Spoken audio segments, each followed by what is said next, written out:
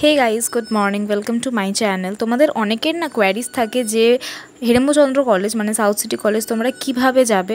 আমি যেভাবে যাই আমার যে শর্টকাট রুট মানে বালিগঞ্জ থেকে আমি কিভাবে যাই সেটাই আজকে তোমাদের সাথে শেয়ার করব। তো ব্লগটা কন্টিনিউ দেখতে থাকো।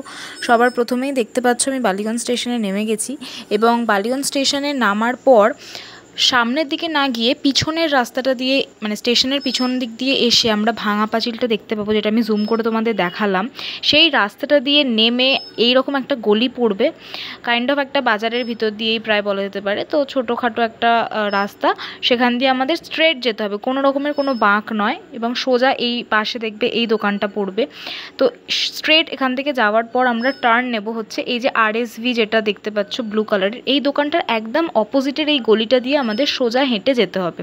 গলিটা ঠিক দেখতে এরকম, তোমরা মার্ক করে নিতে পারো। বালিগঞ্জ স্টেশনের ওভারব্রিজ দিয়ে নেমেও কিন্তু বাজারের ভিতর দিয়ে মানে বালিগঞ্জের যে মার্কেটটা সেখান দিয়েও যাওয়া যায় এই কলেজটা, তবে ওখান দিয়ে না অনেকটা ঘুর হয়। এটা প্রচণ্ড শর্টকাট, 10 মিনিট হাঁটার পরই কিন্তু কলেজটা চলে আসে। তো আমি তো সবসময় এই রুটটাই প্রেফার করি।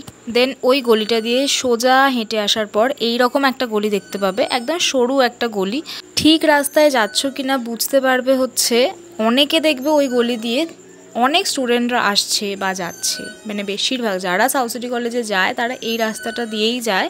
তো যদি রাস্তা বুঝতেও না পারো আমার ভ্লগ থেকেও, তাহলে ভাই ফলো করো, মানে যার গলায় দেখবে আই কার্ড ঝুলছে শিবনাথ শাস্ত্রীর, বা তোমরা যদি তোমরা রামকৃষ্ণ মিশনেরও যদি স্টুডেন্ট লাইক দেখতে পাও তাকেও ফলো করো, কারণ এই কলেজটা রামকৃষ্ণ মিশনেরই একদম মানে কাছাকাছি বলা যেতে পারে। তারপর এই বোবা পান্ডার এই যে পিঙ্ক কালারের দোকানটা রাইট হ্যান্ড সাইডে, সেটা দেখা মানেই কিন্তু তুমি কলেজ চলে এসছো এটা বুঝতে পেরে যাবে। সোজা একদম রাস্তা দিয়ে হেঁটে পাইনিয়ার স্ক্যান্স বলে এই দোকানটা দেখতে পাবে, মানেই একদম কলেজের সামনে। এই রাস্তাটা দিয়ে বেরিয়ে বাঁ হাতেই কিন্তু এই কলেজটা পড়বে, তার মানেই তোমরা চলে এসছো কলেজ। আর ভিডিওটা যদি একটু হেল্পফুল হয়ে থাকে please like comment share and subscribe.